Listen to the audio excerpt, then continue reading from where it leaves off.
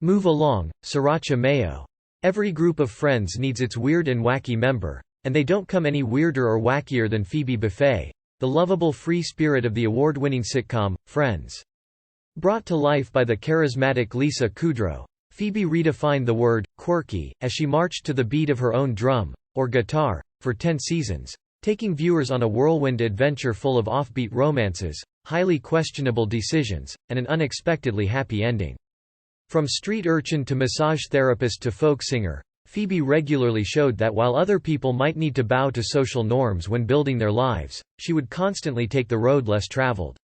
But while Phoebe's life might seem to be full of unicorns and rainbows, the story of her life is actually filled with more than its share of sadness and tragedy as well as laughter.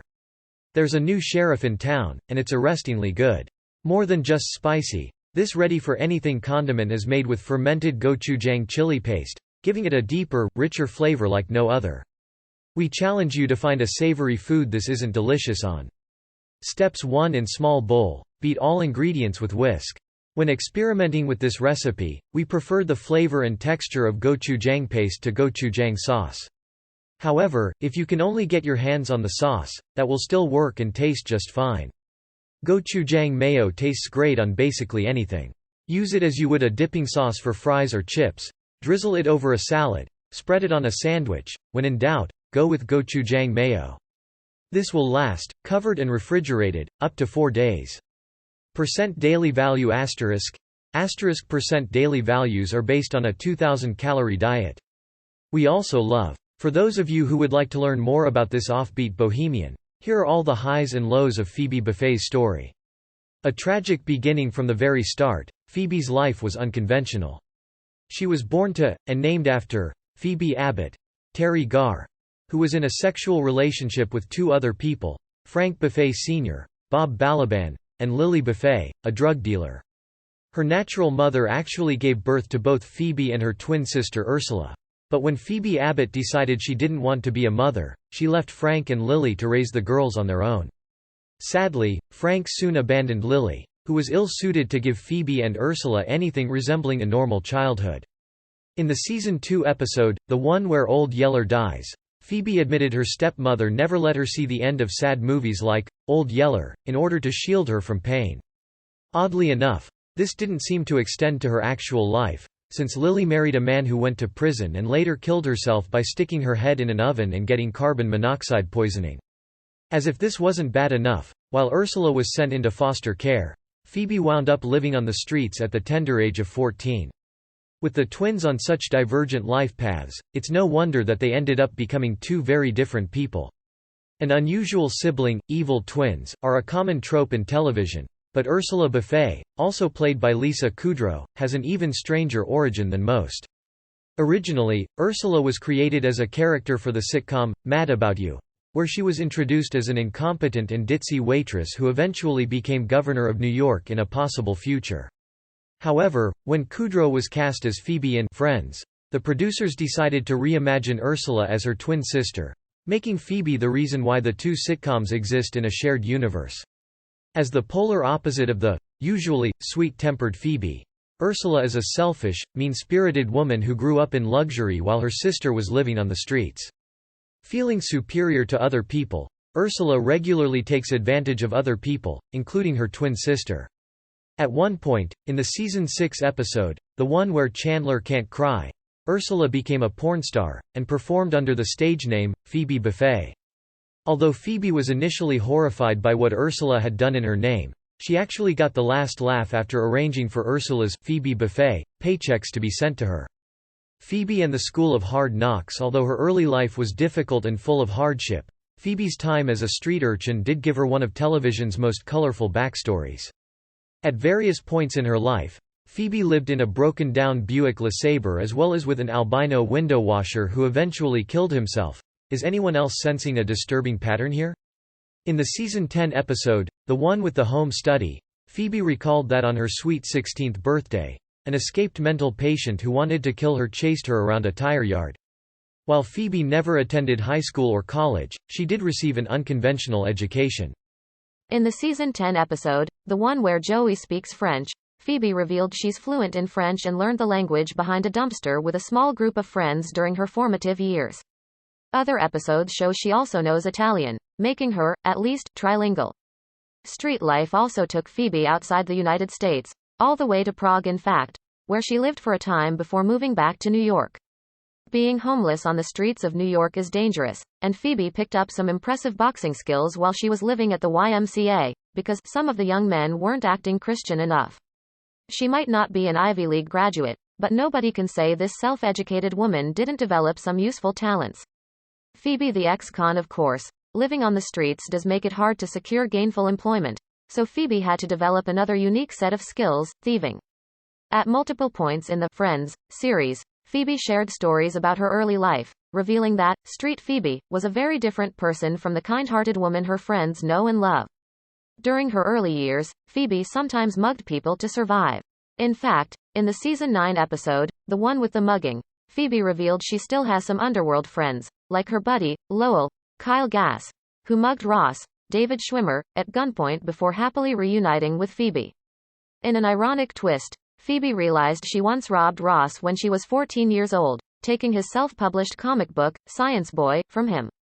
Luckily, she kept the comic from her larcenous days, and was able to return it to Ross. To be honest though, Ross is probably lucky that Phoebe only robbed him. In the season 5 episode, the one with Ross's sandwich, Phoebe confesses that she once stabbed a cop after he stabbed her. We all have a few skeletons in our closet, but Phoebe's are likely a bit darker than most.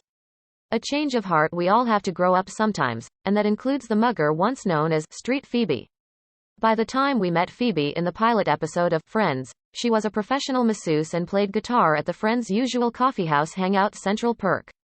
While she still lived a bohemian lifestyle, at this point she was far from the street urchin she once was, although she was clearly the strangest member of her group. Over the next several seasons, Phoebe revealed more about her past, admitting that Street Phoebe probably wouldn't have hung out with Ross, Rachel, Chandler, and Joey, showing how far she had come since then. Indeed, while she claimed to still be an independent massage therapist who hated large corporations, she ended up working for a corporate spa in season 9's, the one with the fertility test, for better money and benefits. She might be a free thinker, but even independent souls need to pay taxes. Phoebe the folk singer. Phoebe has an eclectic set of skills, but the one she's best known for is folk singing. A self-taught guitarist, who still doesn't know the conventional names of the chords, Phoebe writes her own music and lyrics and regularly performs at Central Perk. Yet while her voice might be sweet and gentle, albeit off-key, the subject matter of her songs is anything but. Just a brief look at Phoebe's song titles, which include such classics like Sue, Sue, Suicide, and Pervert Parade, should give you an idea of what you'll be hearing if you stop to listen to one of her music sets. Then there's the Grandma song, which tells the truth behind grandparents' deaths, and The Cow in the Meadow Goes Moo, which delves into the meat production business. However, it was Phoebe's notable song, Smelly Cat, that became her #1 hit. First performed in season 2's, the one with the baby on the bus, the song was an ode to an odoriferous feline whose neglectful family had been feeding it a questionable diet. While most of Phoebe's songs achieved only cult following status, Smelly Cat actually broke into mainstream music, becoming the jingle for a cat litter commercial and later featured in a Taylor Swift concert. Behind the scenes, the lyrics for Smelly Cat were written by writers Adam Chase and Betsy Borns, although Kudrow came up with the music with help from Chrissy Hind. Reconnecting with family. Sometimes the best way to move forward is to make peace with your past, and Phoebe has had multiple opportunities to do this over the 10 seasons of Friends. Although all of her immediate family members appear to have either died or abandoned her, in season 2, Phoebe learns her biological dad fathered another child, Frank Buffay Jr. Giovanni Ribisi, whom she manages to bond with, partly out of shared trauma, since their father abandoned them both. In season 3, Phoebe also learned that her birth mother Phoebe Abbott was still alive, reconnecting with her as well. A couple of seasons later, Phoebe even managed to find her birth father, while posing as a lawyer, in The One with Joey's Bag. Although Frank Buffay Sr. apologized for the way he treated his daughters, and Phoebe forgives him, their later relationship was never explored. Even so, it's nice that someone with Phoebe's troubled history got a chance to gain some closure, which probably helped her form her own family as she moved forward with her life. An unconventional love life. One of the things that kept fans returning to Friends season after season was the characters' love lives. While many people were hooked on Ross and Rachel's on-again, off-again romance, it was Phoebe who gave the show its strangest relationships. Even before the show began, Phoebe was married to Duncan, a gay Canadian ice dancer, Steve Zahn, who needed the marriage to get a green card. Duncan later returned to reveal that he was never gay and wanted a divorce so he could marry another woman in Season 2's The One with Phoebe's Husband. Phoebe subsequently stole a policeman's badge and impersonated a cop in Season 5's The One with the Cop, until the police officer located her and decided to ask her out. Phoebe even dated the ex-boyfriend of her evil twin in Season 8, but broke up with him when he couldn't get over the fact that he kept seeing Ursula's face in Phoebe. Heck, she even shared some steamy kisses with Rachel Green, Jennifer Aniston, although she later admitted, "I've had better." But Phoebe's weirdest relationship had to be with Parker, Alec Baldwin, an overenthusiastic man whom she dumped after his non-stop positivity got on her nerves. Considering how upbeat Phoebe normally is, anyone who's too positive for her has got to be a mental case. Then again, it could be that Phoebe prefers to be the happiest person in the room. Phoebe the surrogate mother. When Phoebe chooses to do something, she goes all out. And no storyline showed this better than the time in Season 4 and 5 when she decided to become a surrogate mother. Like everything in Phoebe's oddball life, the circumstances behind this decision were hardly typical. She became the surrogate mother for her half-brother's wife Alice, Deborah Jo Rupp, who was too old to naturally conceive. After trying all sorts of offbeat methods to make sure Alice's implanted embryos got her pregnant, including sitting upside down, Phoebe found her methods had worked a bit too well, resulting in triplets. As if this wasn't weird enough, Phoebe briefly entertained the idea that Frank and Alice might let her keep one of the babies in Season 5's The 100th. Ultimately, she let them all go, but promised she'd always be their favorite aunt. She might be one of the strangest people you'll ever meet, but no one can say that Phoebe Buffay doesn't give generously of herself. Phoebe the Roommate. For someone who started out as a homeless street urchin, Phoebe actually has one of the most stable living spaces in the show, especially considering how difficult it is to find and keep a place in New York. Prior to the series pilot, Phoebe lived with Monica, Courtney Cox, but couldn't stand her excessive neatness, and so she gradually moved in with her grandmother, Audra Lindley. The two shared the apartment until her grandmother died, leaving the apartment to her. While Phoebe did move out of her apartment briefly to be with her boyfriend Gary, Michael Rappaport, in Season 5, and again when her apartment burned down in Season 7, these moves proved temporary and she always returned home. She also shared her living space with Rachel, Jennifer Aniston, in Season 6, after her friend was displaced by Chandler, Matthew Perry, when he went to live with Monica. Once the apartment was rebuilt after the fire, however, Phoebe went back to living by herself. Phoebe's strangest roommate was a woman named Denise, who never appeared on the show. While it's not unheard of for sitcoms to include never-seen characters, Dr. Niles Crane's frequently mentioned but never-seen wife Maris from Frasier is a popular example. Some fans believe Phoebe simply made up Denise to avoid having to share her apartment with Rachel. Denise did move out abruptly once Phoebe was okay with Rachel moving in, lending credence to the theory. Phoebe the secret keeper. Phoebe might come across as ditzy and naive, and she kind of is, but she's also remarkably perceptive and regularly finds herself in possession of big secrets few people know about.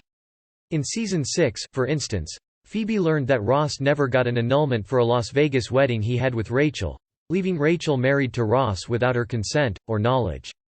Likewise, in Season 7, Phoebe found a positive pregnancy test in the trash, discovering that Rachel was pregnant. Learning these secrets, and being forced not to share them with anyone, upsets Phoebe, so she tries to get people to tell the truth. That said, she admitted that being the only person who knew Rachel was unknowingly married to Ross does make me feel special. Phoebe also covered for Rachel's pregnancy by claiming she was the one who was pregnant. This actually got her a marriage proposal from Joey, Matt LeBlanc, disappointing Phoebe when the truth came out and Joey immediately proposed to Rachel instead. Phoebe getting married. Everyone deserves a happily ever after. But while Chandler and Monica tied the knot in Season 7 and Ross and Rachel finally reunited in the series finale, Phoebe found love outside her group of friends. In Season 9, Joey set Phoebe up with Mike, Paul Rudd, a random guy he met in the coffeehouse, after he forgot to find her a blind date. While their first double date goes badly, the two inexplicably reconnected and entered a serious relationship. After the usual friends shenanigans, Phoebe's old boyfriend David returned, forcing her to make a choice between Mike or David. The two were engaged in season 10 after multiple proposal attempts. Fittingly, their wedding was full of near disasters. They ended up getting married outside Central Perk during a New York blizzard with Mike's dog serving as a groomsman. So what kind of man is Phoebe's third husband? Actually, the two have quite a bit in common, as Mike is someone who places personal happiness over societal expectations. While he comes from an upper-class family, he left his job as an attorney to become a pianist. He shares his wife's impulsivity, as shown in season 10 when he changes his name to Crapbag, after Phoebe decides to change her name to Princess Consuela Banana Hammock. Still, Mike's greatest feature is that he truly appreciates Phoebe, whom he finds so wonderfully weird. If the goal of true love is to find genuine compatibility, then Phoebe finally hit the jackpot.